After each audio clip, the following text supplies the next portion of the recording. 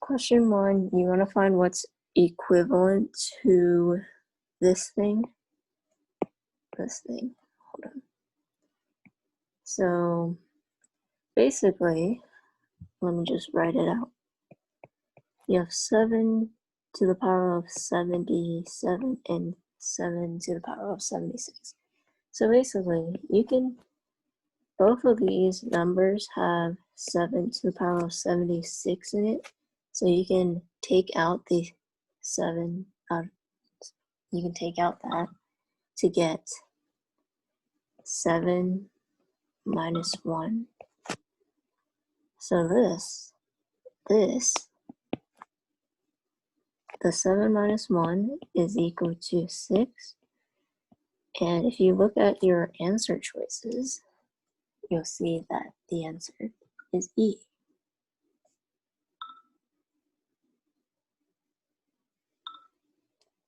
Okay, question 2.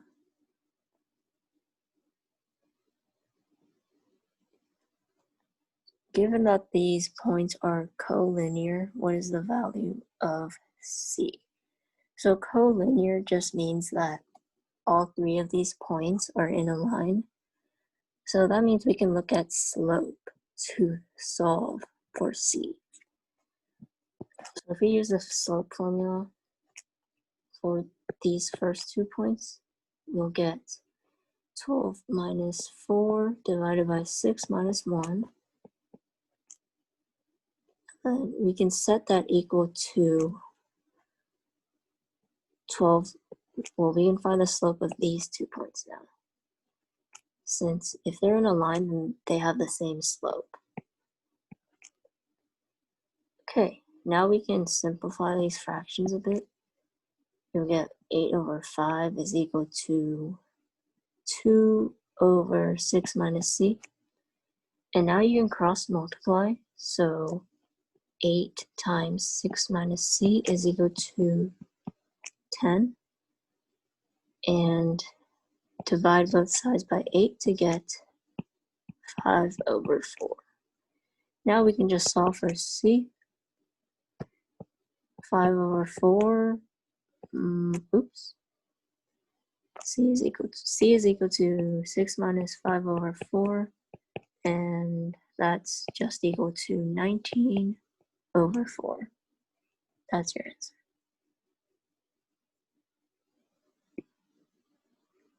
Question 3, you want to find the value of M.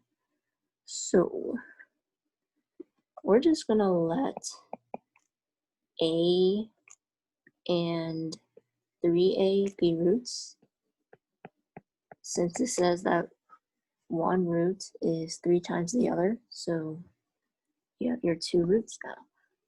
Now we just plug A into the equation, and if you don't know, a root is just a value for x that makes the entire equation equal 0. So we can plug A into the equation in place of x, and we'll have ma squared plus 8a plus 4 is equal to 0. And then for the other one, we have m times 3a squared plus 8 times 3a plus 4, and that's equal to 0. Now we can expand this to get 9ma squared plus 24a plus 4. That's equal to 0. And we're going to want to solve for a. So we want to, let me just write it here.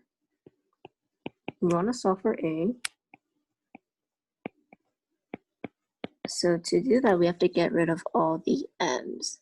And the only way to do that is to multiply this entire equation by 9. So we're going to do that real quick. This will be 9 and then 8 times 9 is 72, and then 4 times 9 is 36.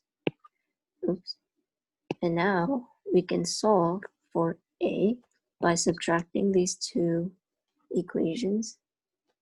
So we're going to subtract it this way. So 9ma squared minus 9ma squared is 0. And then 72a minus 24a is 48a. And then 36 minus 4 is 32. And this is all equal to 0.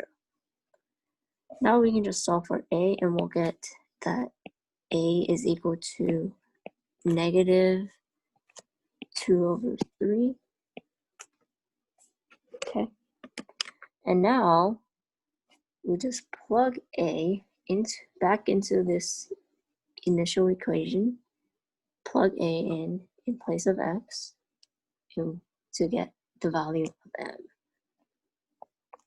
So m times negative 2 over 3 squared plus 8 times negative 2 over 3 plus 4 is equal to 0. So we expand this. 4 over 9 m minus 16 over 3 plus 4 is equal to 0. And we can solve for m. So I'll just do that real quick. 16 over 3 minus 4, and you will get 4 over 9. M is equal to 4 over 3, and basically m is just equal to 3. And that's your answer.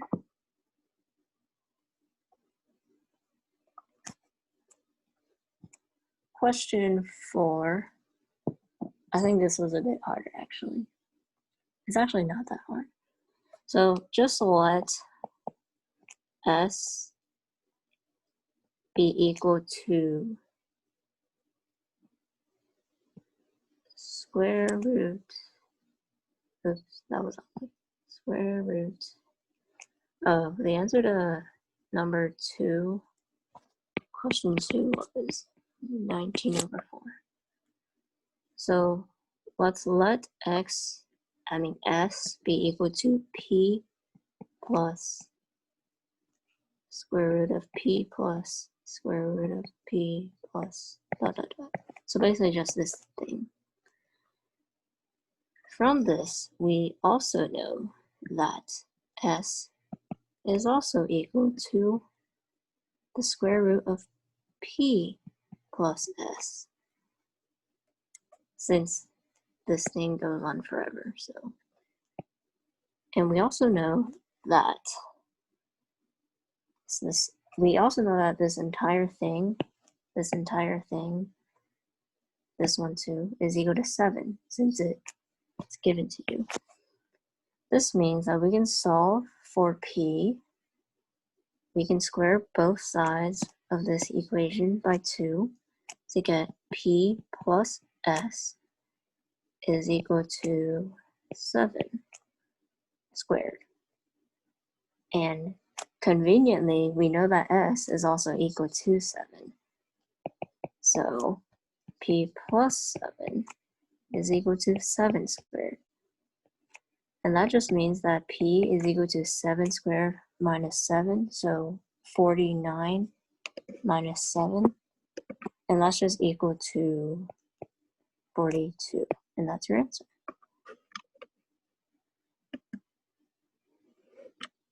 Okay.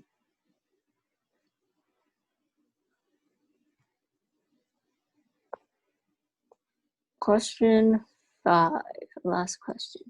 Okay, so the first thing I'm going to do is draw a line here and draw a line here. Oh, that was ugly. Draw a line here. So we know that these are right angles. This is also a right angle, and this is also a right angle. And I'm just gonna label this rectangle real quick. So A, B, C, D, and we're going to call this point M, this point M, this point N, this point Q, this point O, this point R, and this point P.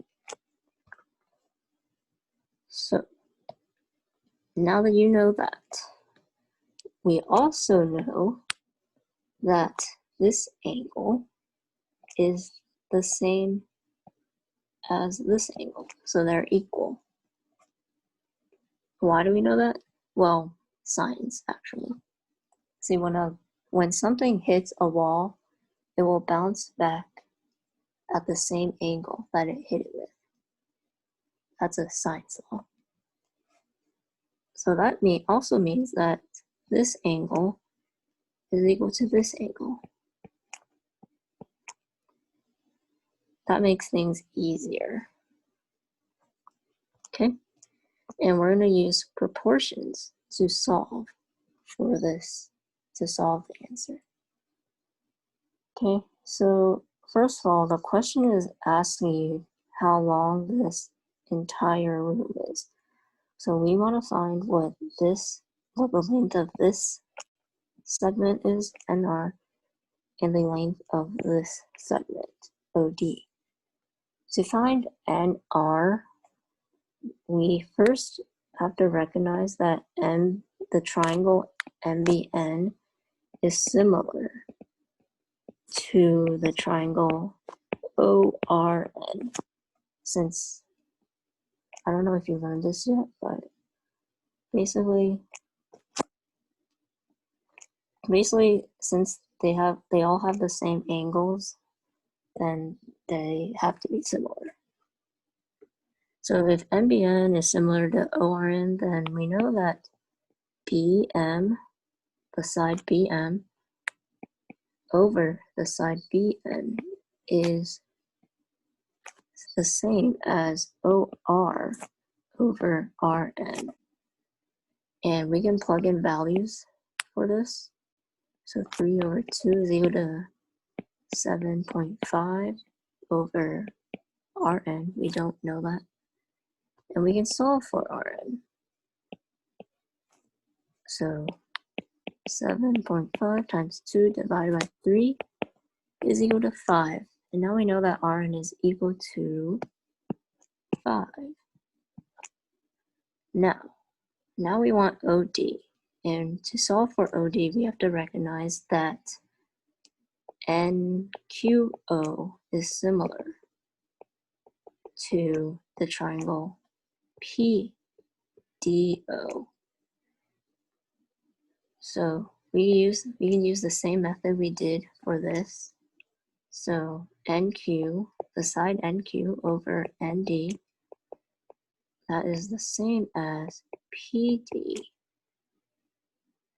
over DO. So we can plug in values again. So 7.5 over 5 is equal to 5.4 over DO, and we can solve for DO. So DO is 5.4 times 5 divided by 7.5, and that is just 3.6. And now that we know RN and OD, then we can find the length of the room. So the length of the room is just EN plus NR plus OD, and that's just 2 plus 5 plus 3.6, which is 10.6, and that's your answer.